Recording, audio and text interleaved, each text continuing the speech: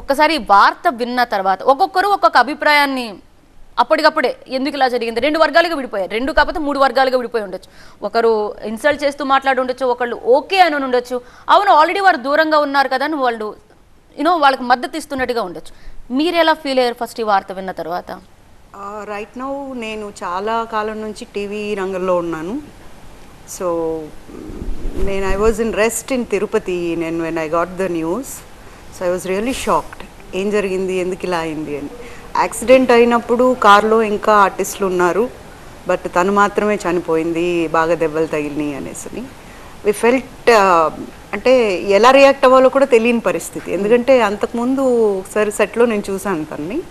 She is very jovial and nobody will expect that this will happen అని. And ఎలా react అవ్వాలి అనేది కూడా తెలియని పరిస్థితి.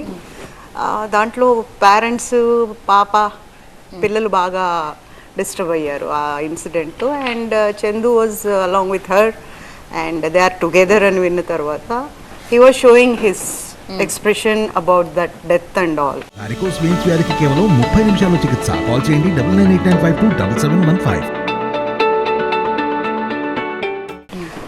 జీర్ణించుకోలేకపోవటం అది ఇది చూసి మేము జనరల్గా మాట్లాడుకుంటున్నాం, ఇలా జరగకూడదు, ఒక మంచి పేర్ ఇష్టంగా ఉన్న వాళ్ళకి ఇలా జరిగింది, పాపం డిస్టర్బ్ అయిపోయారు.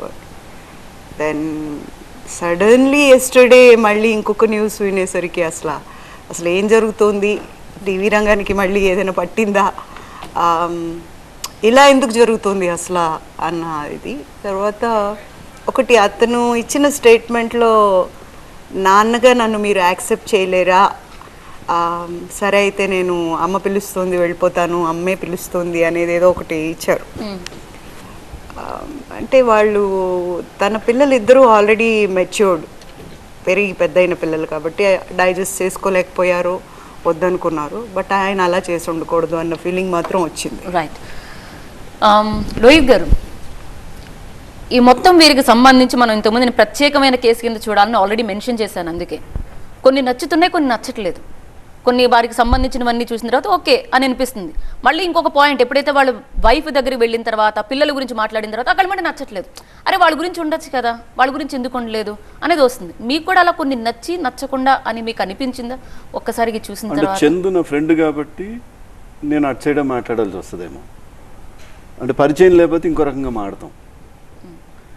కాకపోతే ఏంటంటే ఇది కేవలం ఏదో జరిగినప్పుడు మాత్రమే ఒక చర్చలాగా మాట్లాడతాం. కానీ చాలామంది మా ఆర్టిస్టులు కూడా నేను చాలామందితో మాట్లాడుతున్నప్పుడు ఒకటే అంట, లొకేషన్కి వచ్చినప్పుడు మనం ఒక జాబ్ చేయడానికి వచ్చాం, ఏ పని కోసం వచ్చామో ఆ పని చేసుకొని వెళ్ళిపోతే కరెక్ట్.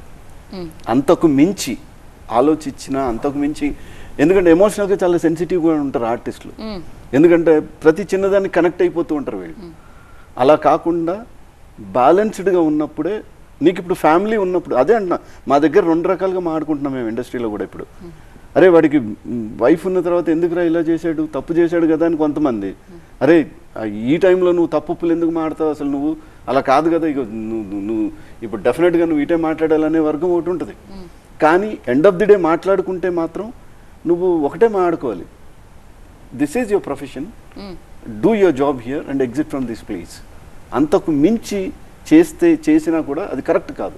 ఎందుకంటే మనం సొసైటీ మనని గమనిస్తుంది కదా, మనం ఒక్కరే కాదు ఇక్కడ చేసేది, కొన్ని వేల మంది చూస్తున్నారు, గమనిస్తున్నారు, ఫాలో అవుతున్నారు అన్నప్పుడు ఎంత జాగ్రత్తగా ఉండాలి. ఒక ఎగ్జాంపుల్ లాగా ఉండాల్సిన చోట మనం తప్పు చేయకూడదంటా నేను I try to motivate this way. నేను నాతో పాటు ఉన్న ఆర్టిస్టులు అందరితో నేను ఇదే మాడతా. ఎలా కంట్రోల్ చేయగలరు? ఇప్పుడు వాళ్ళ రీల్స్ చూస్తే వాళ్ళు ఓపెన్ అప్ అయిపోయారు. వాళ్ళు అంటే ఎక్కడ దాచి వాళ్ళు ఎక్కడా కూడా చేసినట్టుగా అనిపించలేదు.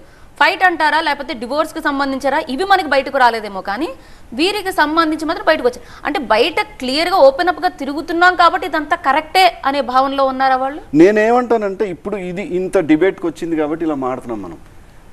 ఒకవేళ మన దగ్గర ఇలాగే ఎవరన్నా ఉంటే ప్రాపర్గా డైవర్స్ తీసుకొని ఉంటే ఏం ఇబ్బంది ఉండదుగా, ఈ డిస్కషనే ఉండదుగా. అవును వాళ్ళకి ఆల్రెడీ డైవర్స్ అయిపోయింది లేదా, అందుకని నేను అదే అంటున్నాను, నేను లెవెల్ ఆఫ్ మెచ్యూరిటీ ఎలా ఉండాలి, మనం ఎక్కడైతే పని చేస్తున్నామో ఏదైతే చేస్తున్నామో ఆ చోటు నుంచి ఇట్ షుడ్ గో యాజ్ వేరే వాళ్ళకి ప్రాపర్గానే ఉండాలి కదా. సో నాకు తెలిసి ఈ ఇష్యూలో నా ఫ్రెండ్ అయితే ఈ లాస్ట్ సింపతి కొంతవరకు అయితే నలుగురు మాట్లాడుకున్న చోట మాట్లాడుకుంటారు కదా. ఇప్పుడు ఏదో లేడు కాబట్టి సింపతి చూపిస్తారేమో ఈ క్షణంకి, సంతాపన ప్రకటిస్తారేమో, అశ్విని వాళ్ళే అంటారేమో, కానీ ఒక రోజు తర్వాత అయినా మళ్ళీ డిబేట్లోకి వస్తుంది కదా. ఇప్పుడు మొదటి అమ్మాయి మాట్లాడుతుంది కదా, మొదటి అమ్మాయి ఏడుస్తుంది కదా, ఆ పిల్లలు ఏడుస్తున్నారు కదా, ఇప్పుడు ఆ పిల్లలు అనాథలు అయిపోయారు కదా. మరి నువ్వు కరెక్ట్గా ఆలోచించుంటే ఎవరికి జస్టిస్ చేసినట్టు? ఉండాల్సిందేమో అని అనిపించింది. పోనీ ఓకే, ప్రమాదం జరిగింది, తను ఉండాల్సింది. ఎదుర్కోవాలన్నా నేను అనేది ఏంటంటే when you are ready to face you face it. ఎందుకు నీకు ఇప్పుడు ఆత్మహత్య పరిష్కారం కాదు కదా. ఆత్మహత్య చేసుకున్నంత మాత్రాన సమస్య క్లోజ్ అయిపోయిందా? దానివల్ల ఇంకో సమస్య నించింది కదా. ఇప్పుడు రేపు ఆ పిల్లలు ఏం సొసైటీని ఎట్లా ఫేస్ చేయాలి? ఇట్లాంటి డిబేట్లు వచ్చినప్పుడు నేను ఎందుకు జాగ్రత్త పడతానంటే రేపు వాళ్ళకి ఇబ్బంది అవ్వద్దు కదా, ఉన్నాళ్ళకి ఇబ్బంది అవ్వద్దు. పోయినాళ్ళ గురించి ఏదో మనం మాట్లాడుతూ ఉంటాం కానీ మళ్ళీ వాళ్ళ గురించి మాట్లాడితే ఇబ్బంది అయిపోతుంది కదా వాళ్ళకి.